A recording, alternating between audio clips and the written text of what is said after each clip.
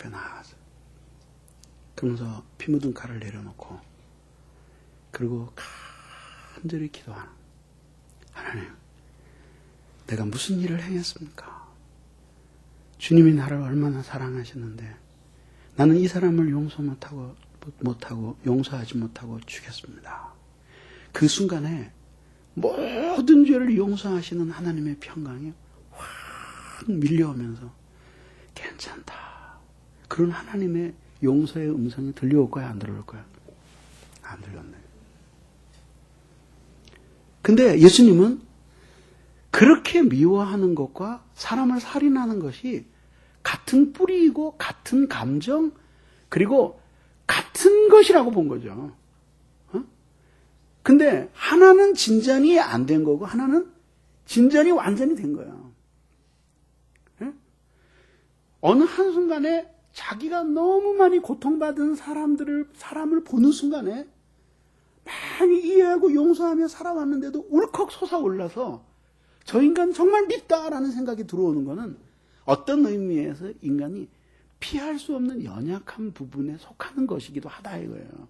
그러면 안 되지만 솟아온다 이거예요.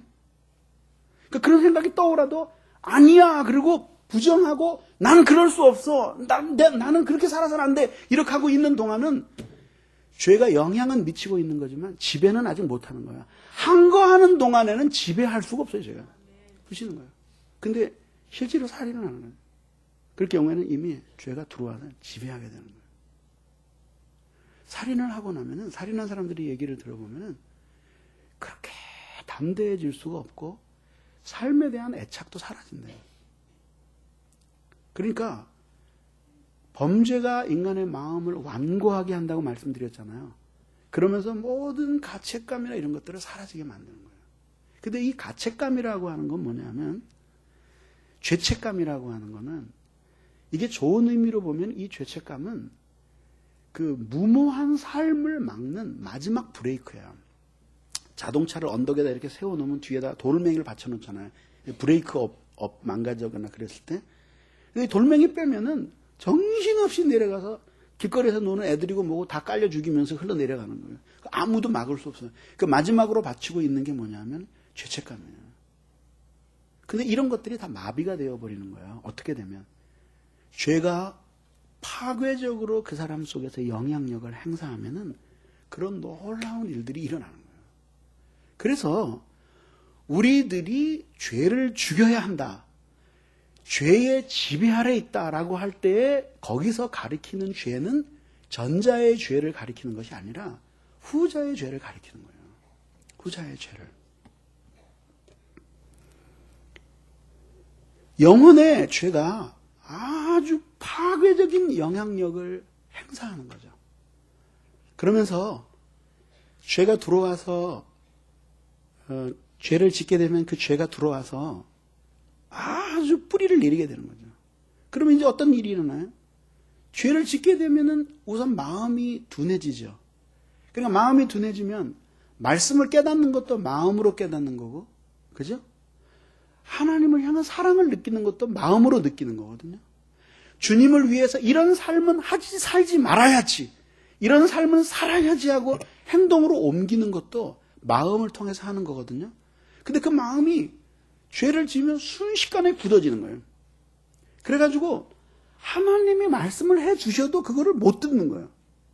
하나님이 그렇게 하면 안 된다고 그렇게 슬퍼하시는데 그 하나님의 마음이 안 느껴지는 거예요. 하나님이 원하시는 길이 무엇인가 하는 것을 알고 그 길로 가고 싶은데 갈 힘이 없는 거예요. 안 가시는 거예요. 그렇게 되는 거죠. 그러니까 그 다음에는 어떻게 돼요? 그러면은 죄의 유혹이, 전에는 유혹이 많아야지만 간신히 죄를 향해서 움직였는데 마음의 상태가 그렇게 되고 영혼의 상태가 그렇게 되니까 조금만 유혹을 해도 아주 쉽게 죄를 짓게 되는 거죠. 그러다가 그 다음에 계속해서 그렇게 길들여지게 되면 어떻게 되냐면 죄가 이렇게 손짓만 해도 총알같이 달려와서 그 죄를 짓는 거예요. 에? 그게 뭐야? 법인 거예요, 법. 여러분 한번 생각을 해봐요. 이 고속도로 같은 데 보면 어떤 때는 막 60톤씩 이런 차들이 지나가잖아요. 그걸 40톤 쓰여졌으면 60톤을 싣는데, 그런 거는 말이죠. 브레이크도 못 잡는다 그러더라고. 그게 막 달려가. 근데 뭐, 자동 우리나라 트럭 운전사들은 또 얼마나 험합니까, 그죠? 뭐 그냥, 그건 뭐 피해가야 돼. 난 피해줍니다. 막, 뒤도 안 쫓아가. 왜냐면 뒤에다 뭐 떨어뜨릴까봐. 사람들 잘 죽잖아요. 이거 막 달려갑니다. 어떻게 뭐라고 말할 수가 없어요.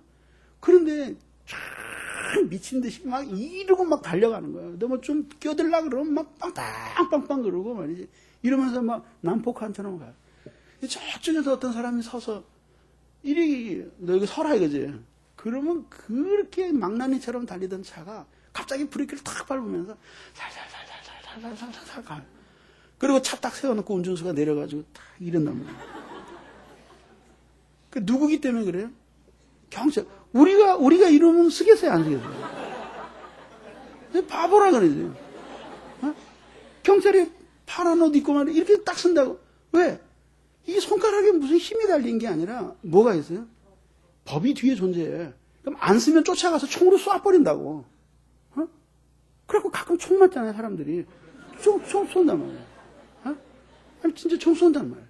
그래서 막 달려가서 막 진짜 총 쏘거든. 그러니까 법이 있으니까 이게 움직이는 거예요. 그런 상태로 그러니까 법 자체는 통치야. 그래서 전에는 막 법이 그 죄가 막 온갖 유혹을 하고 뜸을 들이고 환경을 조성하고 막 이렇게 했어야 되는 거거든. 그러니까 나는 그 남녀의 사랑 비슷하다고 생각해. 남자들이 여자의 환심을 사기 위해서 별 난리를 다 하잖아요. 별의별 난리를 다 하잖아요. 왜 그 먹지도 못하는 장미꽃은 백송이식 갖다 안겨?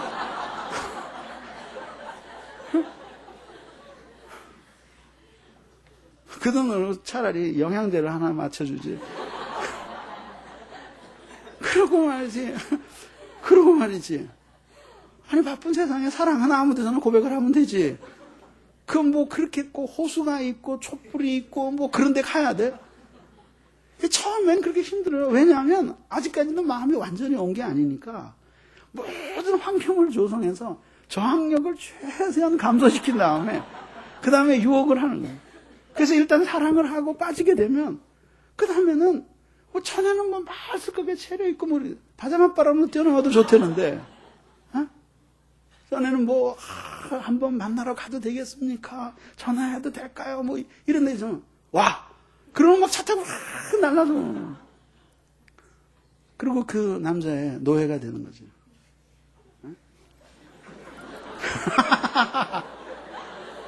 그리고 또 말도 줘. 사랑의 노예래. 근데 또 결혼하면 가끔 패.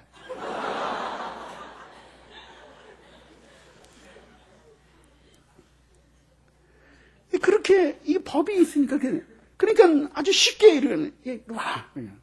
그러니까 막, 총알같이 움직이는 거예요. 그냥 이렇게 생각을 하고 이런 기능이 다 사라져버리는 거예요.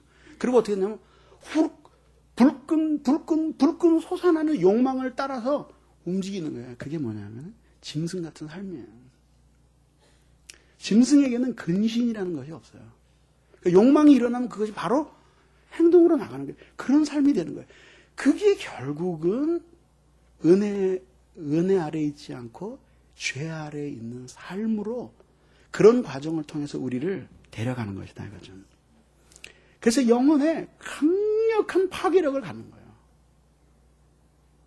그래서 정말 웃기는 게 뭐냐면 요새 기도 생활 하세요.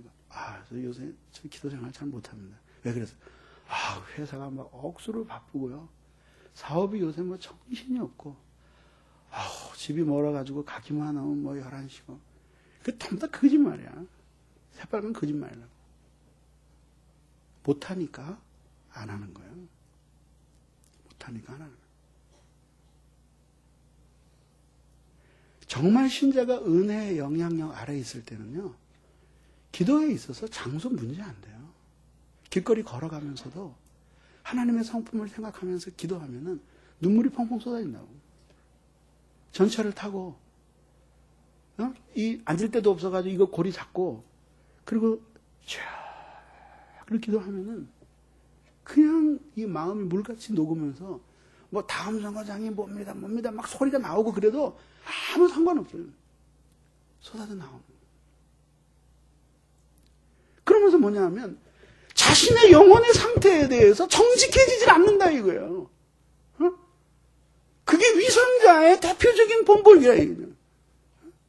자기의 영혼의 상태가 어떤가 하고 보고 그리고 자기의 영혼의 상태가 진짜 죄의 지배 아래에 있는가, 죄의 영향 아래에 있는가, 은혜의 지배 아래에 있는가, 그걸 보면서 어느 정도로 자신 속에서 이런 싸움이 일어나고 있고 치열한 격전을 통해서 자기에게 주신 이 은혜의 세계들이 소멸되어 가고 있는가 하는 것을 느껴서 정직하게 하나님 앞에 내가 이렇게 지금 내 삶에 있어서 실패하고 있습니다. 나 영적인 삶이 이런 식으로 이렇게 파괴되어 가고 있기 때문에 내가 도저히 죄와 그리고 내 마음속에서 일어나는 이 죄악된 욕망들을 저항하며 살 수가 없을 정도가 됐습니다. 그렇게 정직하게 고백을 해야지만 되는데 회사가 바빠서요. 요즘 너무 피곤해서. 그렇게 백날 살아보라고요. 무슨 희망이 있는지 한번 생각해 보라고.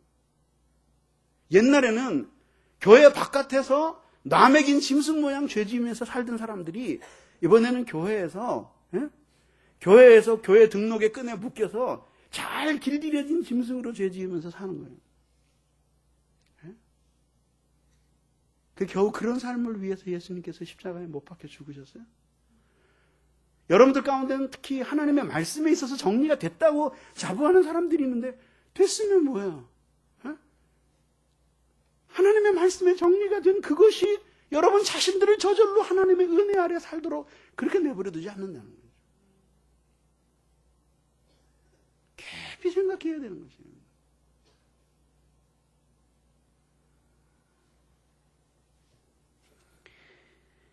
근데 이제 그 다음에 우리들이 생각해 볼 것이 뭐냐면은, 그러면은 도대체, 우리가 은혜의 지배 아래에 있는데, 그렇게 죄가 들어온다요. 그래서 우리 안에서 역사해. 왜 그러냐. 그것도 뭐 이유가 있을 거 아니에요. 여기에서 우리들이 중요한 공식 하나를 발견하게 돼요. 그게 뭐냐면, 하나님이 우리에게 주시는 은혜도 계획이 있고, 죄도 계획이 있어요. 모두 원대한 계획이에요. 그러니까 진짜 하나님도 모르고 막 나가는 죄인으로서 그렇게 거칠게 인생을 살다가 어느 한순간에 주님을 만나요. 예수 예수 예수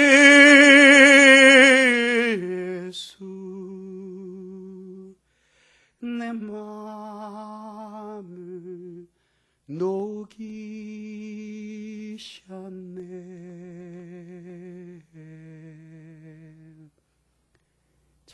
정말 자기는 그리스도인이 될 거라고는 생각도 안 했는데 예수님이 오셔서 자기의 마음을 막 물같이 녹이시는 거예요. 자기를 구원해 주시는 거예요.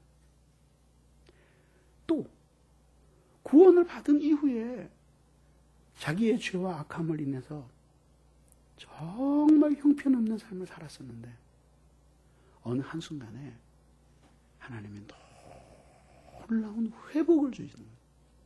그래서 자신의 힘으로는 도저히 극복할 수 없는 그 어마어마한 난관에서 벗어나서 죽은 자와 방불한 영혼의 상태에서 자기가 깨어난 거예요. 그리고 어느 한순간에 말씀에 찬란한 빛이 들어오는 거예요. 야, 내가 예수를 믿는다고 했지만 이거는 정말 믿는 것이 아니었구나. 그러면서 이 신앙생활의 진수가 무엇인가 하는 것을 맛보기 시작하는 거예요. 이런 은혜를 주신단 말이에요. 근데 하나님이 그냥 은혜를 주시는 법은 없어요. 그 은혜는 모두 우리의 공로가 아니라 그리스도 예수의 우리를 위해 죽으신 의의 공로를 통해서 우리에게 거저 주어지는 것이거든요. 그렇기 때문에 우리들이 은혜 받은 신앙생활을 이야기할 때 마치 전쟁을 통해서 자기가 무슨 적군을 물러 찔러 죽이고 많은 탈취물을 뺏어온 것처럼 그렇게 무용담을 늘어나서는 안 돼요. 그거는 복음의 본 이치에서 벗어난 거예요. 내가 어떻게 했더니 하나님이 나에게 은혜를 주실 수밖에 없더라. 그런 게 아니라 진짜 하나님이 우리를 위해 대신 죽으신 그리스도 예수의 의의 기초에서 우리에게 거저 주신 거예요. 그렇지 않았다면 우리는 하나님 앞에 불쾌하고 더러운 인간일 수밖에 없었는데 그 의의 기초에서 하나님이 우리에게 거저 주신 거예요. 그런데 그렇게 하나님이 우리에게 거저 주신 그 은혜이지만 거기엔 반드시 계획이 있거든요. 그래서 어떻게? 이상해요. 우리 식구들이 다 먼저 예수 믿었고 내가 우리 가족들 그렇게 핍박했는데 인격적으로 주님을 만나고 이 복음의 은혜의 세계에 대해서 눈을 뜬 거는 내가 먼저예요.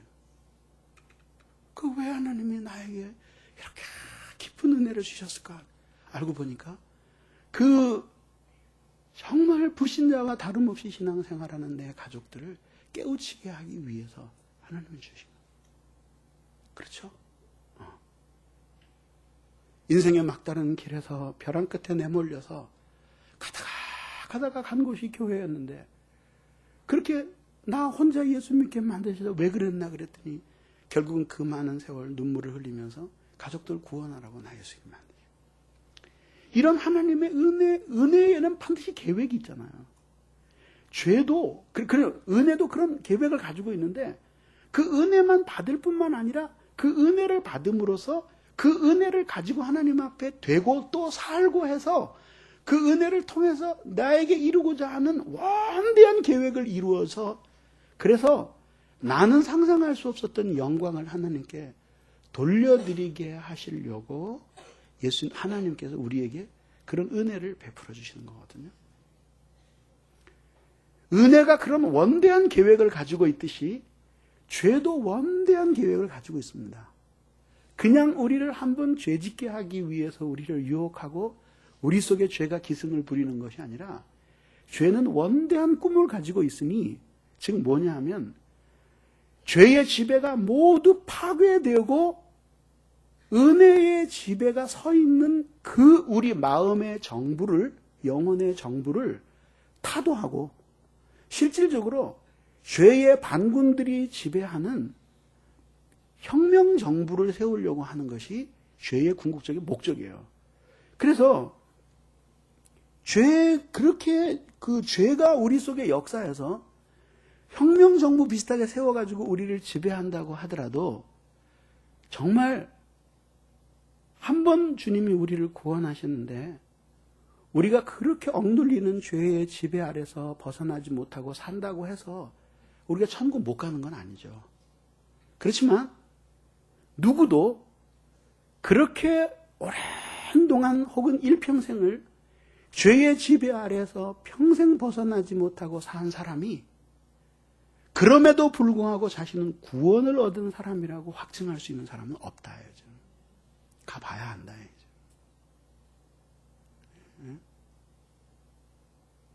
가봐야 한다.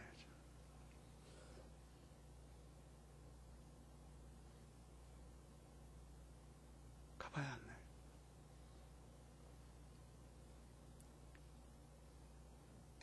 그것이 오늘 성경이 이야기하는 중요한 대목입니다.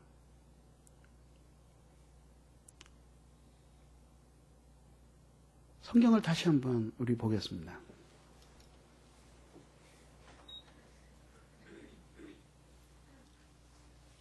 우리에게 이렇게 말하죠. 죄가 너희를 주관치 못하리니 이는 너희가 법 아래 있지 아니하고 은혜 아래 있습니다. 죄가 궁극적인 계획을 가지고 있는데 그 계획은 뭐냐 하면은 우리를 주관하는 거예요. 이게 히라버 성경에 보면은 주인이 된다 이렇게 돼 있어요. 주인이 된다.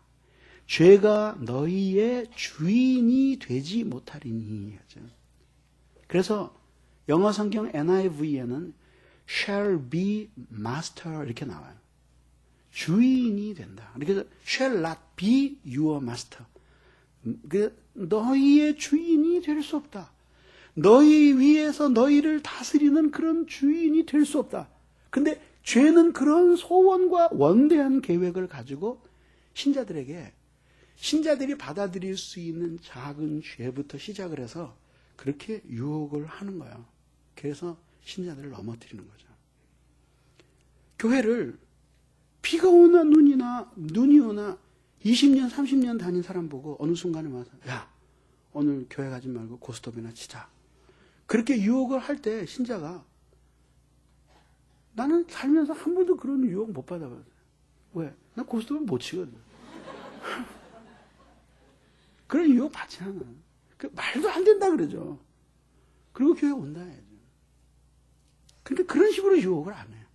그러니까 받아들일 수 있을 만한 것으로 유혹을 하면서 그가 연약한 부분을 파고들면서 들어오는 거예요. 제가 겨울에 교역자들하고 수련회를 갔어요. 회의는 산더미처럼 회의할 게 밀렸는데 가자마자 첫날 그 유명한 독감에 걸린 거죠. 근데 이럴 줄 알고 우리 교역자들 전부 예방주사를 맞췄거든요. 우리 교역자들에게는 앞으로 권리가 없다. 그러니까 독감 예방주사를 맞아라. 저도 맞았거든요. 근데 독감이 오는 거예요. 근데 추우면서 이 뼈마디가 막 눈물 나올 정도로 이 마디마디가 쑤시는 거예요. 그래서 오죽했으면 제가 수련회 일주일 있는 동안에 병원을 6번을 갔어요. 그 병원에 갔더니 의사가 진찰을 다 하더니 독감입니다. 그래요. 예방주사 맞았는데 그래도 독감은 옵니다. 그래서 그거 어떻게 해야 됩니까? 그랬더니 뭐 이렇게 하셔야 됩니다. 네. 이렇게 하실래요? 네. 이렇게 하십시오. 네. 선생님은 뭐 하시는 분인데 이렇게 의사 말을 잘 들어요. 그래. 네? 그래서 나도 의사입니다.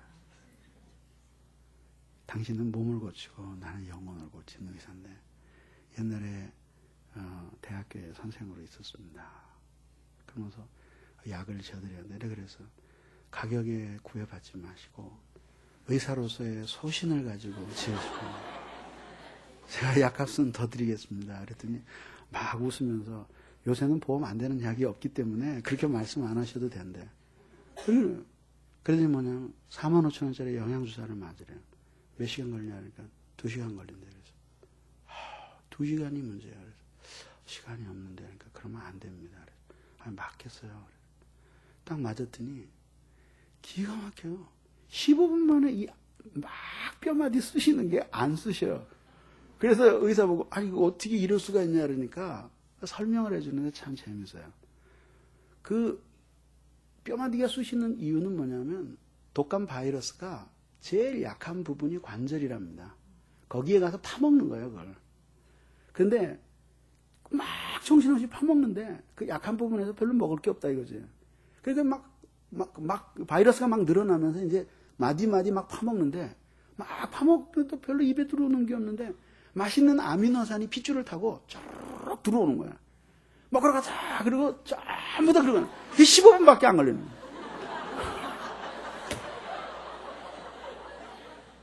근데 그게 일단 도망갔으니까 그게 이제 영양제가 퍼져 들어가면서 다시 힘을 얻으니까 몸이 이제 일단 적군이 철수했으니까 힘을 다시 얻고 다시 한번 싸워보자 이러는 거죠. 그거 무슨 신기하다 그랬어요. 어쩌면 이렇게 죄하고 똑같은 내용이죠. 여러분들이 잘하고 있는 부분, 철저하게 잘하고 있는 부분들 때문에는 잘 넘어지지 않아요. 교회를 꾸준히 출석하는 사람에게는 불성실로 유혹하지 않아. 기도를 많이 하는 사람을 말릴 수 없어요. 야, 뭐 기도는 무슨 기도냐? 오늘 놀러 가자. 야, 3달만 기도 쉬어라. 그럼 말 안 듣거든요. 그럼 어떻게 했냐면 속으로 파고 들어가가지고 그 기도가 거의 쓸모없게 만들어버리는 거예요. 얼마든지 그렇게 할 수 있잖아요. 그죠? 예. 여러분 교회 와가지고 2시간씩 엎드려서 기도하면서 한마디도 못하고 가는 적 많잖아요. 그렇게 만들어버리는 거예요. 그럼 기도하러 가나 마나. 그런 식으로 다 속에서 양분을 빼가지고 망가뜨려버리는 거예요. 그 연약한 부분을 그렇게 파고 들어오는 거예요. 파고 들어와가지고 궁극적으로는 죄의 나무들 많이 심어가지고 뽑을 수 없을 정도로 울창한 숲이 되게 하는 거예요. 그렇게 해가지고 이 속에 죄악들로 이루어진 혁명 정부를 세우는 거예요. 불법한 정권을 세워서 그래서 불신자처럼 살아가도록 그렇게 만드는 거예요. 그게 죄가 가지고 있는 궁극적인 계획이에요. 그래서 참신자는 배교할 수 없거든요. 그러니까 아직 참신자가, 그러니까 진정으로, 그럼 참신자라고 하는 것은 성화를 이야기하는 것이 아니라 정말 거듭나고 참으로 신자가 된 사람들은 배교할 수 없거든요. 그러니까 참신자가 아직 되지 못했지만 상당히 구원으로 가까이 다가간 사람들의 마음에는 들어와서 완전히 180도 바뀌어서 배교자가 되게 만들고, 배교할 수 없는 사람들은 배교에 가까운 삶을 살아가면서 그 사람이 이 세상에 존재하는 것이 아들을 주고 십자가의 피로 구원해 준 그 사람이 이 세상에 존재하는 것이 하나님과 교회에 현저히 욕이 되게끔 만드는 거. 그것이 그래서 일평생을 그 하나님 앞에 자유함이 없고 하나님과 원수 맺은 것처럼 그렇게 살아가는, 구원받은 사람이 그럴 수 없잖아요. 근데 그런 관계를 가지고 일생을 살다가 비참하게 죽게 만드는 것이, 그것이 죄가 가지고 있는 원대한 계획이에요. 그러니까 은혜가 우리의 인생에 대해서 가지고 있는 계획과 정반대죠. 은혜는 하나님이 한 번 주시고 끝나는 게 아니라 한 번 은혜를 주셔서 그 은혜를 잘 활용하면 하나님이 또 은혜를 주셔요. 또 은혜를 주시고 또 은혜를 주셔서, 그래서 길거리에 양아치같이 그렇게 살다가 사라질 무디 같은 사람을 들어서, 그래서 130만 명의 영혼을 구원하는 위대한 전도자로 사용하시는 거예요. 맨날 쓸데없는 개똥 철학이나 늘어놓고 말도 안 되는 얘기해가지고 사람들이나 미혹시킬 그런 저 같은 사람을 변화시켜서 목회자로 만드시는 거예요. 그리고 하나님이 그 은혜를 주실 때는 몰라요. 여러분들은 아직. 이렇게 하나님이 이렇게 은혜를 주시고 나를 이렇게 변화시킨다. 하나님이 얼마나 여러분들의 영광스럽고 아름답게 쓰실지 아직 여러분들은 몰라요. 진짜 은혜를 깊이 받으면은 여러분 꼭 무슨 목사가 되고 무슨 선교사가 되는 것 그것뿐만이 아니라 하나님이 정말 여러분들을 그런 은혜의 궁극적인 목적이 실현되고 나면은 하나님이 얼마나 영광스럽게 여러분들을 사용하시는지 몰라요. 정말 놀랍게 사용하세요. 그 은혜가 역사하면 하나님이 그렇게 우리를 영광스럽고 놀라운 방법으로 사용하시는 거예요. 그럼 한번 생각을 해보세요. 죄에게 계속 져서 마지막에는 여러분 마음속에 죄악들의 혁명정부가 서서 그 지배를 받으면서 살아가는 삶과 하나님의 은혜의 지배를 받으면서 살아갈 때 여러분들의 인생은 어떻겠어요? 만약에 여러분들의 인생이 전자의 인생이 된다고 할 것 같으면 여러분들을 이 세상에 구원하신 보람을 하나님은 한 푼어치도 느끼실 수 없을 거예요. 그리고 하나님의 나라를 위해서도 여러분들은 빨리 죽는 것이 하나님의 나라의 보탬이 될 거예요. 그리고 하나님이 그렇게 여러분들을 사랑하시는데도 여러분들의 마음속에는 하나님을 향한 원망과 적대감으로 가득 찰 거예요.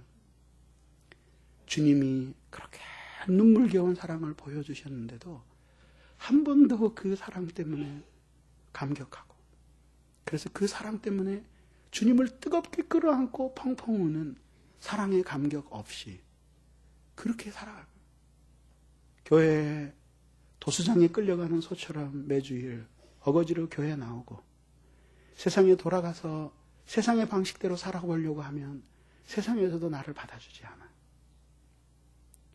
그렇게 비참한 삶을 살다가 인생을 마친다면 그가 얼마나 큰 집에서 살고 얼마나 좋은 차 타고 다니고 얼마나 맛난 음식 먹고 높은 자리에 앉고 그럴듯한 옷 입고 그리고 걸어다니면서 사는 그것이 모두 한마당의 어지러운 꿈이에요. 풀의 꽃과 같은 것이에요. 아무 의미가 없는 것이에요. 너무 생각을 해야 돼요. 여러분들은 죄의 이러한 계획에 대해서 알고 있어요. 그러나 여러분, 후자의 경우가 된다고 생각해봐요. 여러분들은 정말 아무것도 아닌 인생인데도 하나님이 여러분 너무 사랑하실 거예요. 그리고 여러분들이 이 세상 어느 구석에서 무엇을 하고 살든지 여러분들은 존재 그 자체가 주님의 마음의 기쁨이 될 거야. 여러분들이 있음으로써 주님이 이 세상을 아름답게 생각하시고 그리고 소망을 가지실 거예요. 그렇죠? 옛날에 어떤 지체가 꽃을 하나 사가지고 내 방에 왔는데 꽃은 요만하잖아. 조그만 거 하나를 방 안에 딱 갖다 놨는데도 방 안 전체가 그렇게 아름다워. 여러분도 마찬가지예요. 여러분 한 사람이 정말 은혜의 지배 아래 있는 아름다운 신자가 되면 하나님이 기쁨을 이기지 못하시는 거예요. 그런 신자가 되기 바랍니다.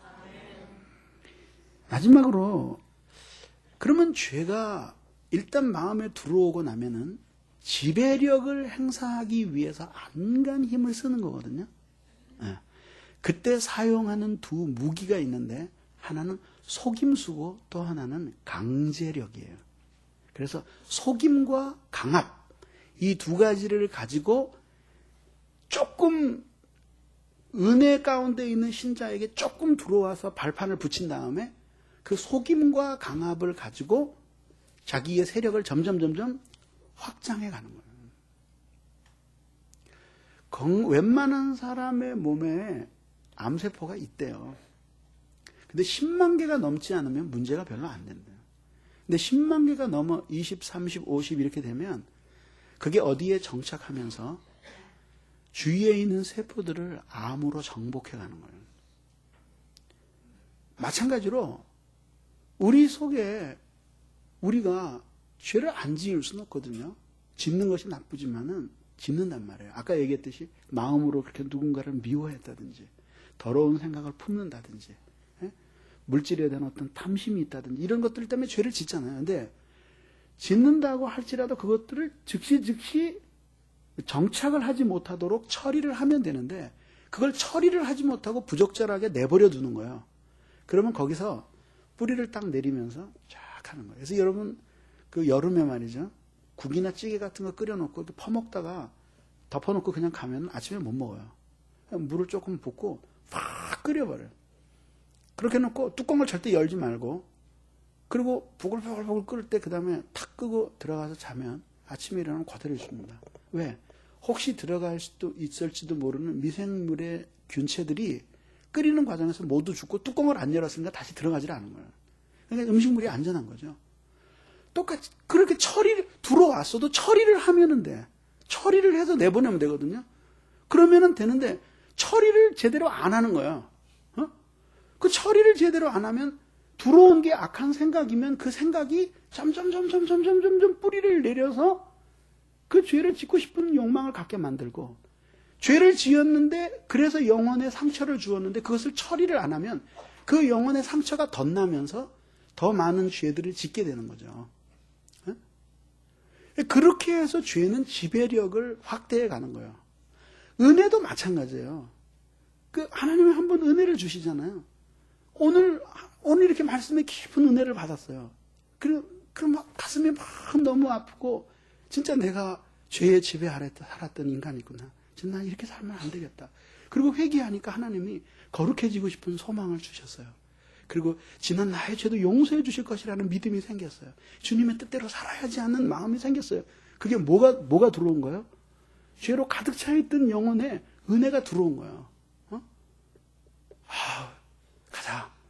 우리 오늘 저녁에 은혜 받았는데 기분 좋은데 술이나 한잔 먹고 가자. 그리고 가면은 은혜가 분명히 들어왔는데 이걸 적절하게 관리를 안 하니까 이게 다시 소멸되어 버리는 거예요. 소멸되어 버리는 거예요. 아주 순식간에 소멸되어 버립니다. 그러니까 우리 안에 하나님의 은혜가 자리를 잡고 세력을 확장해가는 방법과 죄가 자리를 받고 확장해가는 방식이 아주 매우 흡사하다는 거예요. 장소 자체도 죄의 자리도 인간의 마음이고 은혜의 자리도 인간의 마음이야. 그 다투는 거예요, 둘이. 서로 지배력을 다투는 거예요. 치열하게 싸움이 일어나고 있는 거예요. 그 알기나 아느냐고요. 응? 여러분 속에 주신 하나님의 은혜가 생존하기 위해서 몸부림을 치는데 지원해 준 적 있어요? 기도도 안 하고 예배도 형식이고 뒤에서 껐다그러고 잠이나 자고 말이지. 졸다가 가고 말이지. 그리고 또 회개할 줄 모르고 말이지.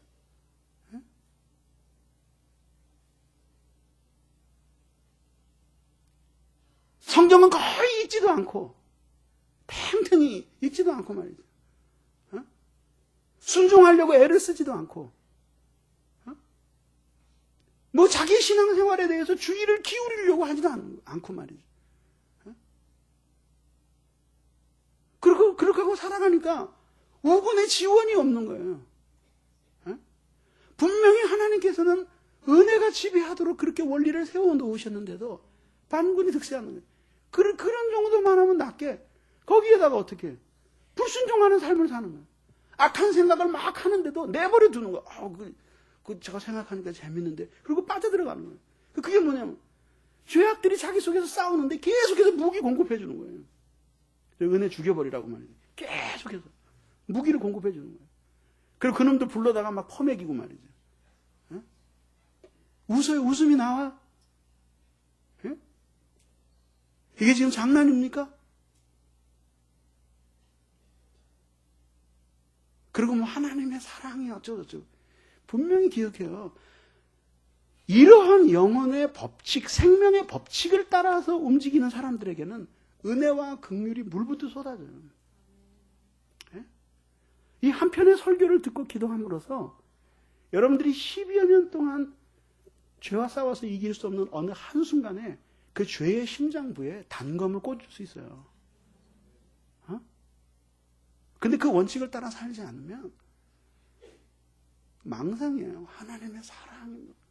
그 사랑을 받게끔 그 법칙으로 안 들어오는데 이 설교 듣는 여러분들 가운데는 죄의 지배를 받으면서 죄의 진 상태로 10년, 20년 동안 계속 되어온 전혀 거의 변화가 없는 사람 여러분 가운데 있습니다. 근데 이렇게 세울 수도 있어요. 조금씩은 뭔가 변한 것 같았지만 기본적으로는 변한 게 아니에요. 난 그대들에게 묻고 싶어요.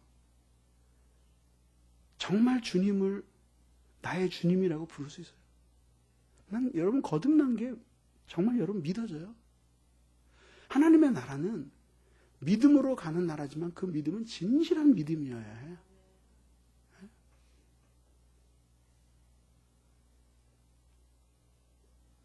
근데 그 죄가 자기 속의 지배력을 확대하기 위해서 속이는 거예요. 속이기 위해서는 어떻게 돼요? 사람이 뭘 몰라야지 잘 속일 수 있는 거예요. 뭘 몰라야지만 속일 수 있는 거예요. 그렇잖아요. 뭘 몰라야지만 속일 수 있는 거예요. 응? 뭘 몰라야지만 속이잖아요. 그러니까 죄의 세력이 자신 속에 들어와 있을 때에는 하나님 안에서 지혜로워지고 현명해지는 것을 그렇게 죄가 싫어하는 거예요.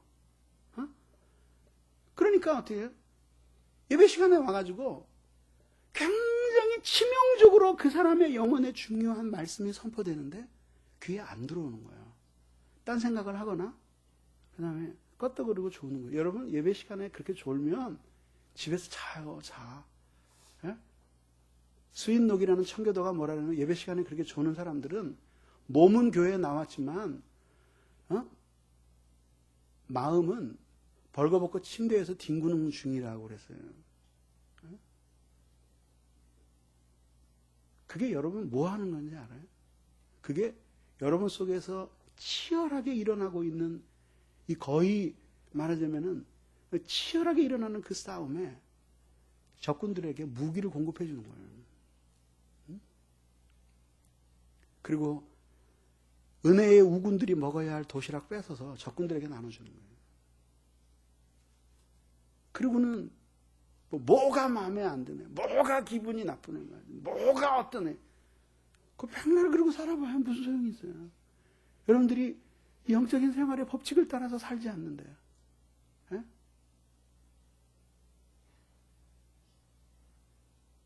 하나님이 그 광경을 보면서 얼마나 마음 아파하실까요?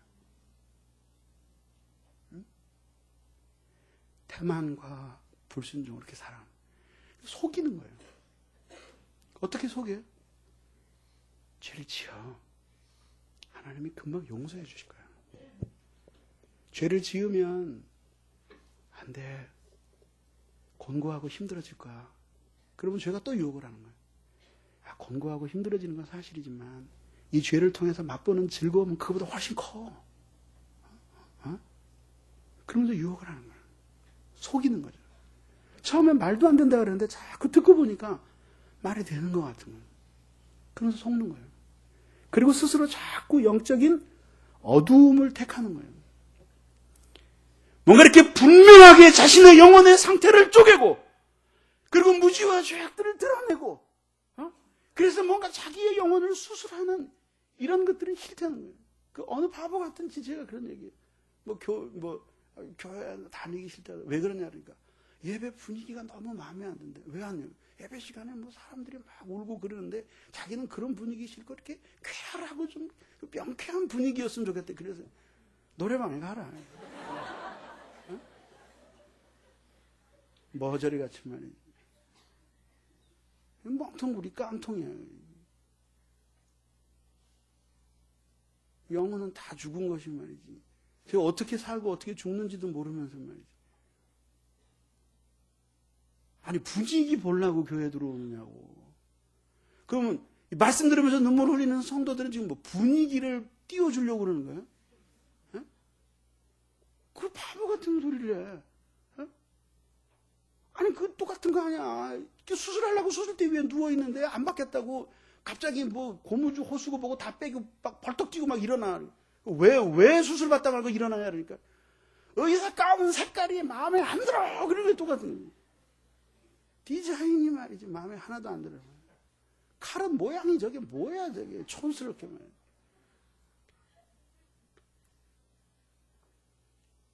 참 그렇게 동물적이냐. 예? 왜 그렇게 하냐 이거 어떻게 해. 그게 속임수예요. 그 죄가 그런 식으로 치열하게 속이면서 나오는 거예요. 그러니까 어떤 사람이 죄가 볼 때는 기가 막힌 사람이 유린하기 좋은 사람이냐 하면은 말씀의 지식이 없고 그리고 죄에 대해서 친화적인 마음을 가지고 있는 사람. 그러니까 거칠 것이 없어요.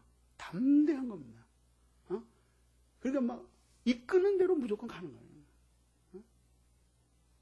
속임수를 계속 속임수를 넣어줘. 두 번째는 뭐냐면 강압이에요. 죄를 짓고 나면 그 다음에는 그 죄를 그만두려고 하면 그 찾아올지도 모르는 그 커다란 두려움. 그 죄를 져서 하나님 앞에 서야 되겠다 그러면은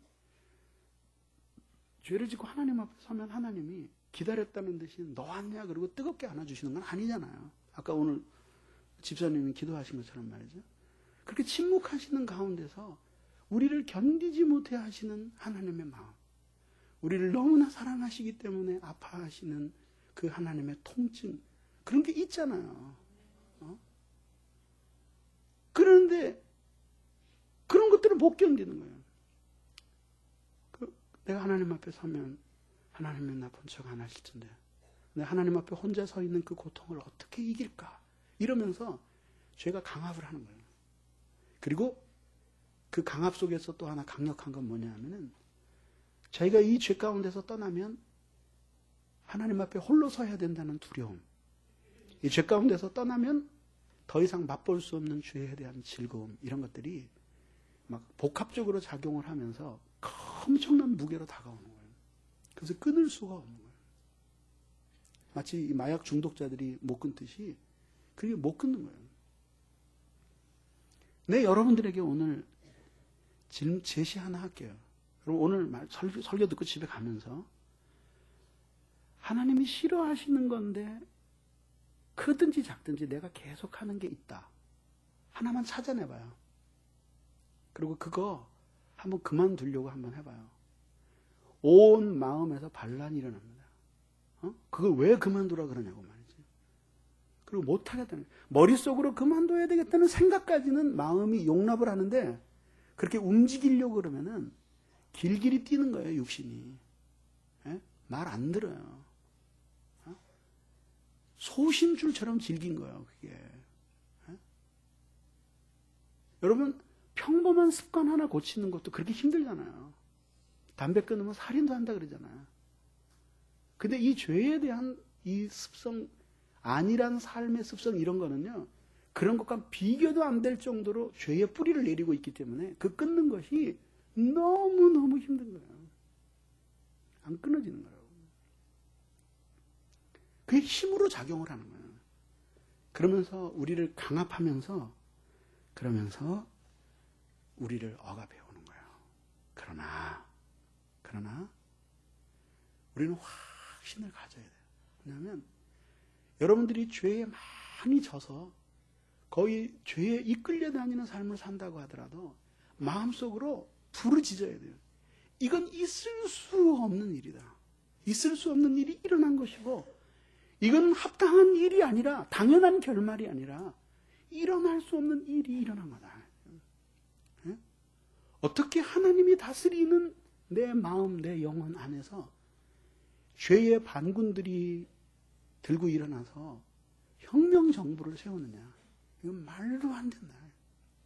말도 안 된다.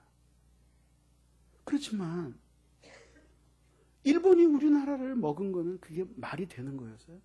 불법이잖아요. 그건 말도 안 되잖아요. 근데 말도 안 돼. 국권은 우리나라에 있는데 자기네가 먹어버린 거야. 말도 안 되는데 말이 돼. 왜? 그거를 뒤집어 엎을 수 있는 힘이 없어요, 실질적으로. 근데 신자는 안 그렇다 이거야. 진짜 여러분들이 마음속에서 이건 부당하다. 내가 그리스도 예수를 피로 값주고 산 사람이고 정말 그 어려운 인생의 길에서 예수님을 만나고 구원을 받았고 이제껏 가슴 시려울 정도로 삶의 갈피갈피에서 하나님의 많은 은혜를 받으면서 어두운 인생길을 살아왔는데 지금 내가 어떻게 이렇게 죄의 지배를 받으면서 살 수 있냐. 이건 있을 수 없는 일이다. 근데 자기는 그거를 항거할 수 있는 힘이 없잖아요. 그러면서 무릎을 꿇고 하나님 나를 도와주시옵소서. 지금 코너에 몰려서 거의 빈사 상태에 되어 있는 원래 은혜의 정부의 이 은혜의 원군들을 주님 보내주십시오. 주님이 나에게 어떻게 하라고 명하십니까? 어떻게 했으면 내가 내 안에 있는 이 죄의 지배를 이기고 하나님의 뜻대로 살 수 있겠습니까? 그리고 기도하면 하나님이 마치 도단성을 에워싸고 있는 적군들을 향해서 근심하는 종에게 하나님께서 엘리사 선지자를 통해서 그 성을 에워싸고 있는 하늘의 천군 천사 군대들을 보여주신 것처럼 주님 보내주십니다. 놀랍잖아요. 그 말도 안 되는 죄를 짓고 말이죠.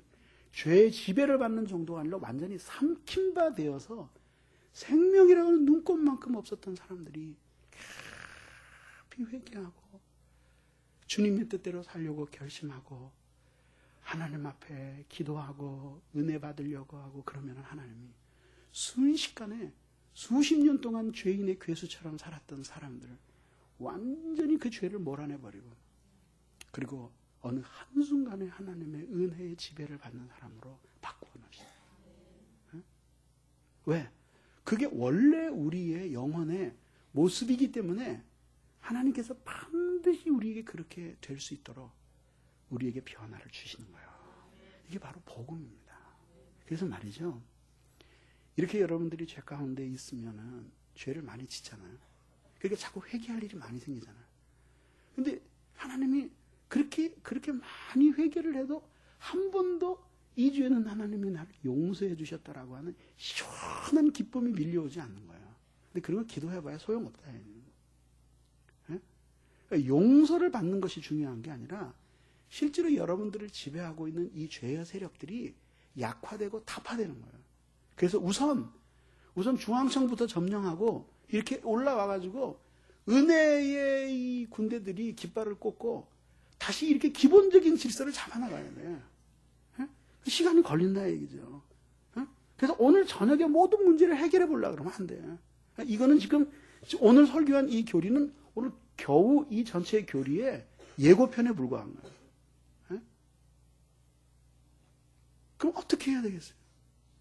주님이 우리를 위해서 십자가에 못 박혀 죽으셔서 우리에게 생명과 구원의 은혜를 주시고 그 은혜의 원리를 우리 안에 심어 놓으셨어요. 그런데 우리는 그 은혜의 지배를 받는 것이 아니라 죄의 지배 아래 살아가고 있다면 정말 그리고 그런 죄의 지배 속에서 살아가는데 거의 한 것도 하지 못한 채 무기력하기 이를 데 없는 삶을 여러분들이 계속해서 살아오고 그렇게 되고 있다면 여러분들 정말 영생을 소유한 사람들입니까? 정말 여러분들의 그 중생은 믿을 만한 중생이냐고. 혹시 거듭나지 못했기 때문에 여러분 안에 은혜라고 믿어지는 것들이 사실은 진짜로 존재했던 것들이 아니라 여러분들의 느낌은 아니었나요? 정직하게 물어봐야 돼요. 그래서 말씀에 계속되는 빛을 가지고 이 지긋지긋한 이 죄의 지배 그리고 구원받은 것 같으면서도 핍절한 삶을 살아가는 이 척박한 우리의 신앙생활에 종지부를 짓고 정말 새 삶을 살게 되기를 주님의 이름으로 축원합니다.